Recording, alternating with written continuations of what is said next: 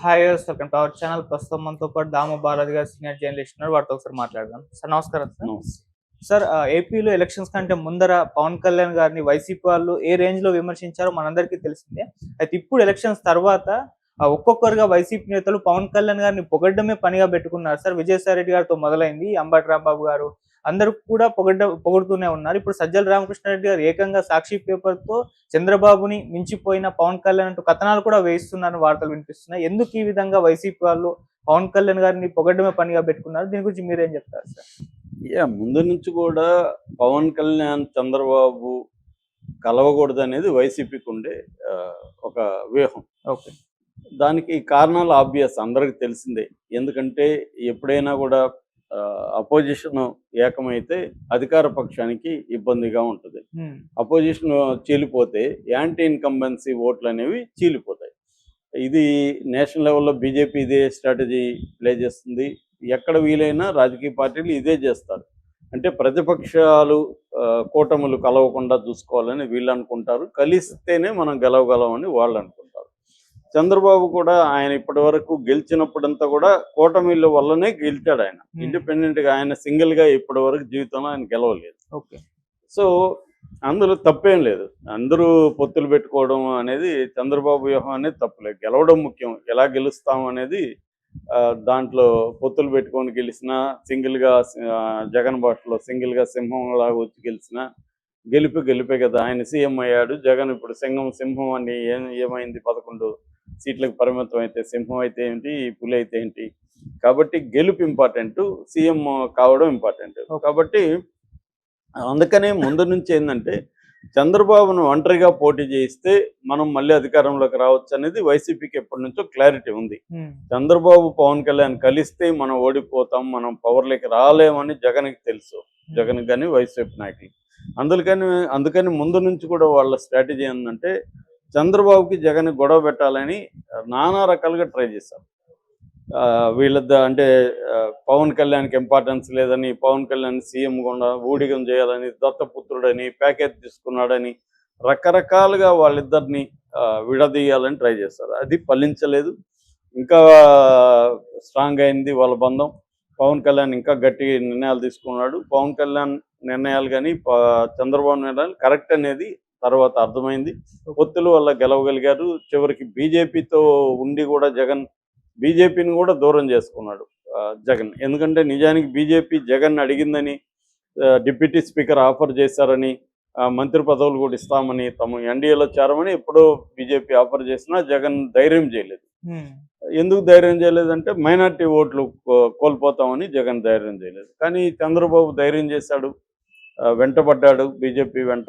పవన్ కళ్యాణ్ పట్టుకొని గట్టిగా ట్రై చేశారు, బీజేపీ దయింది. ఇప్పుడు మైనార్టీ ఓట్లు ఏమి జగన్ కాపాడలేకపోయాయి కదా. సో ఆ రకంగా చంద్రబాబు వ్యూహం ఫలించింది. ఈసారి జగన్ వ్యూహం బెడ్స్ కొట్టింది. అయితే ఇప్పుడు ఏంటి, మళ్ళీ 2029 ఎలక్షన్లు అనుకుంటే, ఎందుకంటే జమిలీ ఇప్పుడైతే రావని తేలిపోయింది కాబట్టి 2029లో ఎలక్షన్లు వస్తాయి. ఆ ఎలక్షన్లలో మళ్ళీ జగన్ గారిని గెలవాలనుకుంటే మళ్ళీ ఇప్పుడు ఈ కూటమిని బ్రేక్ చేయాలి. కూటమిని బ్రేక్ చేయాలంటే పవన్ కళ్యాణ్ డిప్యూటీ సీఎంగా ఉన్నాడు. పవన్ కళ్యాణ్ ఇంకా 10-15 ఏళ్ళు చంద్రబాబు సీఎంగా ఉండాలని కోరుకుంటున్నాడు. అట్లాగే చంద్రబాబు కూడా మళ్ళీ మేము కూటమితోనే వెళ్తామని చెప్తున్నాడు. సో ఇప్పటి వరకు వాళ్ళ మధ్య పెద్ద గొడవలు అనేవి లేవు బయటికి. అట్లీస్ట్ పవన్ కళ్యాణ్కి చంద్రబాబు మధ్య గొడవలు అనేవి ఓపెన్గా అయితే లేవు, కానీ చిన్న ఇవి ఉన్నాయి. ఎందుకంటే ఆ మధ్య హోమ్ మినిస్టర్ మీదకి పవన్ కళ్యాణ్ అనడం, హోంశాఖ నేను తీసుకుంటానని మాట్లాడడం, ఇట్లాంటి కొన్ని జరిగాయి. మొన్న కాకినాడకి వెళ్ళి సీజ్ ద షిప్ అనడం, ఇవన్నీ అంటే చంద్రబాబు ప్రభుత్వంలో ఉండే పాజిటివ్ అంశాలేమో వాటా తనకి, నెగిటివ్ అంశాలేమో నాకు వాటా లేదు, నేను ప్రతిపక్షంగా జగన్ కంటే గట్టిగా పోరాటం చేస్తున్నాను అన్న ఒక ఇమేజ్ని పవన్ కళ్యాణ్ తెలివిగా బిల్డప్ చేసుకుంటూ వస్తున్నాడు. దానివల్ల పవన్ కళ్యాణ్కి హీరోయిజం ఉంటుంది. మొన్న సిద్ధేషిప్ కూడా ఎంత హీరోయిక్, అది చివరికి టైటిల్ కూడా తీశారు, రిజిస్టర్ చేశారు సినిమా తీయాలని. నిజానికి అదేమి కాలేదు, ఆల్రెడీ కేంద్రం రిజెక్ట్ చేసింది. అలాగా నువ్వు సినిమాలో సిద్ధేషిప్ అంటే జరగదని, దానికి ఇంటర్నేషనల్ లాస్ ఉంటాయి, వ్యవహారాలన్నీ ఉంటాయి. అది ఇంటర్నేషనల్ షిప్, ఇంటర్నేషనల్ వాటర్స్లో ట్రావెల్ అవుతుంది. దానికి ఒక దేశంలో సీజ్ చేసేయాలంటే అంత ఈజీ కాదు. దానికి ఒప్పందాలు ఉంటాయి ఇంటర్నేషనల్. అది పవన్ కళ్యాణ్కి తెలియదని కాదు, ఆయనకి కూడా ఒక ఇమేజ్ కావాలి. ఒక ఛాన్స్ దొరికినప్పుడంతా తను ఒక రెబల్ లాగా ఈ ప్రభుత్వంలో అన్యాయాల్ని, నెగటివ్ అంశాలని ప్రశ్నించే ఒక హీరో లాగా అతను ప్రొజెక్ట్ చేసుకోవడానికి అతను ట్రై చేస్తున్నాడు. అది అతని రాజకీయ వ్యూహం. చంద్రబాబుకి అది తెలీదా? తెలుసు. కానీ దాన్ని బ్రేక్ చేయాలంటే చంద్రబాబు ఏం చేస్తున్నాడు, పవన్ కళ్యాణ్ ఇమేజ్ని కొంచెం తగ్గించుకుంటూ రావాలి. అది ఇండైరెక్ట్గా చేస్తూ రావాలి. డైరెక్ట్గా చేస్తే మళ్ళీ ఇబ్బంది. అందుకని తెలుగుదేశం మీడియా రంగంలోకి దిగి పవన్ కళ్యాణ్ ఇమేజ్ని వీలైనంత తగ్గించుకొని రావడం, అట్లాగే లోకల్గా తెలుగుదేశం కేడరు నాయకులు పవన్ కళ్యాణ్ ఇమేజ్ని తగ్గించడానికి ట్రై చేయడం, అధికార యంత్రాంగం ట్రై చేయడం, ఇది కనిపిస్తుంది మనకి. మొన్న ఆయన ఉత్తరాంధ్రలో పర్యటించినప్పుడు కూడా పవన్ కళ్యాణ్ ఆంధ్రజ్యోతి రాసింది, అక్కడ అధికార యంత్రాంగం ఎవరు కూడా పవన్ కళ్యాణ్ పర్యటనని సీరియస్గా పట్టించుకోలేదు, మీడియాకి చెప్పలేదు, మీడియా వెహికల్ పెట్టలేదు అనేది ఆంధ్రజ్యోతిలో రాసింది. అంటే అధికార యంత్రాంగం ఆయన పర్యటనని సీరియస్గా తీసుకొని దానికి సంబంధించిన ప్రోటోకాల్స్ ఏవి ఫాలో కావట్లే. అంటే మీడియా ఎందుకు పెట్టట్లేదు, పబ్లిసిటీ పవన్ కళ్యాణ్కి రావడం వీళ్ళకి ఇష్టం లేదు. అదొకటి. రెండోది, మొన్న పిఠాపురంలో అక్కడ మీటింగ్ జరిగితే పవన్ కళ్యాణ్ ఫోటో స్టేజ్ మీద పెట్టలేదు అని చెప్పి వాళ్ళు అలిగి గోల చేసి చివరికి పెట్టించారు. పెట్టించిన క్రమంలో చంద్రబాబు వాళ్ళు తీసేస్తే వర్మ కూడా అలిగి వెళ్ళిపోయాడు స్టేజ్ మీద నుంచి. అంటే ఇక్కడ ఒక రకమైన ఎవరు పవర్ఫుల్ అన్న ఒక వారు జరుగుతుంది.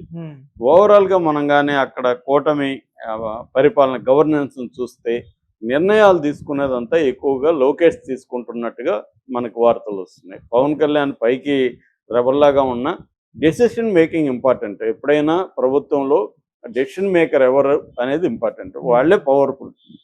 మిగతా బయట ఎంత డ్రామాలు చేసినా వాళ్ళు పవర్ఫుల్ కాదు.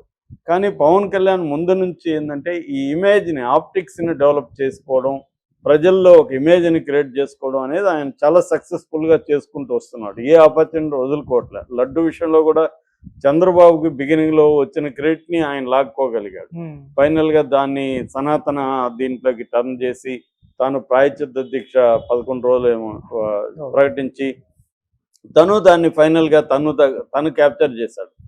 అట్లాగా పవన్ కళ్యాణ్ ఏం చేస్తున్నాడంటే ఈ ప్రభుత్వంలో ఎక్కడైనా చిన్న నెగిటివ్ ఉంటే అక్కడ తాను హీరోయిక్గా వెళ్ళిపోయి దాన్ని ఆ ఇమేజ్ని తన చుట్టూ చేసుకుంటున్నాడు. చంద్రబాబు ఏమో చంద్రబాబుకి ఎందుకంటే చంద్రబాబుకి ఇమేజ్ ఇది కాకుండా వ్యూహాలు, ఆయనకి లాంగ్ టర్మ్ వ్యూహాలు వేయడంలో ఆయన దిట్ట. సో ఆయన వ్యూహాల రూపంలో వేసుకొని పవన్ కళ్యాణ్ ఎట్లా సైజ్ తగ్గించడం అంటారు, సైజుని తగ్గించవాలి అనేది ఆయన ప్లాన్ చేసుకుంటున్నాడు. సో ఒక రకమైన కోల్డ్ వార్ నడుస్తుంది. పవన్ కళ్యాణ్ గోల్కి చంద్రబాబు గోల్కి మధ్య వైరుధ్యం, కాన్ఫ్లిక్ట్ ఉంది. పవన్ కళ్యాణ్ గోల్ ఏంటి, తను సీఎం కావాలి. చంద్రబాబు గోల్ ఏంటి, తను సీఎంగా ఉండాలి. సీఎంగా ఉన్నప్పుడే మన కొడుకు లోకేష్ని కూడా సీఎంగా, తను యాక్టివ్గా ఉన్నప్పుడే లోకేష్ని సీఎంగా ఎస్టాబ్లిష్ చేస్తే లోకేష్ ఫ్యూచర్ ఉంటుంది. లోకేష్ నాయకత్వాన్ని యాక్సెప్ట్ చేసే విధంగా తను ప్లాన్ చేయాలి. సో ఈ రెండు గోల్స్ పరస్పరం పొసగవు కదా.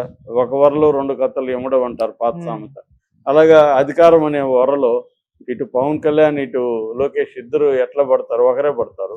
సో ఇంకొకరికి గొడవ అవుతుంది. కాబట్టి దీన్ని వైసీపీ ఏం చేస్తుందంటే పవన్ కళ్యాణ్ని పొగడం ద్వారా, పవన్ కళ్యాణ్కి ఆకాశం ఎత్తడం ద్వారా, పవన్ కళ్యాణ్కి చంద్రబాబు మధ్య గొడవ క్రియేట్ చేయడానికి వైసీపీ అదేదంటారు గోతికాడ నక్కలాగానే సామెత ఉంటుంది, అలాగా వాళ్ళు కాసుకొని అది వాళ్ళ వ్యూహం. ఎందుకంటే వీళ్ళిద్దరు మళ్ళీ కలిసి 3 పార్టీలు కలిసి మళ్ళీ కానీ పోటీ చేస్తే మళ్ళీ వైసీపీకి 11 వస్తాయి రావో కూడా తెలియని పరిస్థితి వచ్చేస్తుంది. సో అందుకని పవన్ కళ్యాణ్కి చంద్రబాబు మధ్య గొడవని పెంచాలి, పెద్దది చేయాలి, వీళ్ళు మళ్ళీ కలవకుండా చూసుకోవాలి అనేది వైసీపీకి ఉండే లక్ష్యం. సో దానివల్ల వైసీపీ వాళ్ళు ఏం చేస్తున్నారు, పవన్ కళ్యాణ్ని ఒక పక్క మోస్తున్నారు. మొన్న కూడా ఆయన మాజీ మంత్రి అమర్నాథ్ మేము పవన్ కళ్యాణ్ తిట్టడం తప్పైంది అని ఆయన ఒప్పుకున్నాడు.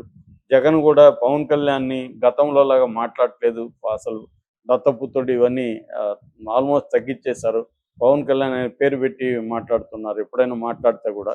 ఓవరాల్గా వైసీపీ స్ట్రాటజీ ఏంటంటే పవన్ కళ్యాణ్ని చంద్రబాబుని విడదీయడం ఎలాగా, అంటే ఆల్రెడీ వాళ్ళకున్న ఘర్షణని వీళ్ళు పైకి తీసుకొచ్చి దాన్ని పెంచి పెద్దది చేయాలనేది వీళ్ళ ప్లాన్. ఓకే. తెలుగుదేశం మీడియా ఏమో పవన్ కళ్యాణ్ సైజ్ తగ్గించడానికి వీళ్ళు ట్రై చేస్తే, పవన్ కళ్యాణ్ సైజుని పెంచడానికి వైసీపీ ట్రై చేస్తుంది. ఈ ఓవరాల్గా ఈ ఒక రకమైన ట్రయాంగిల్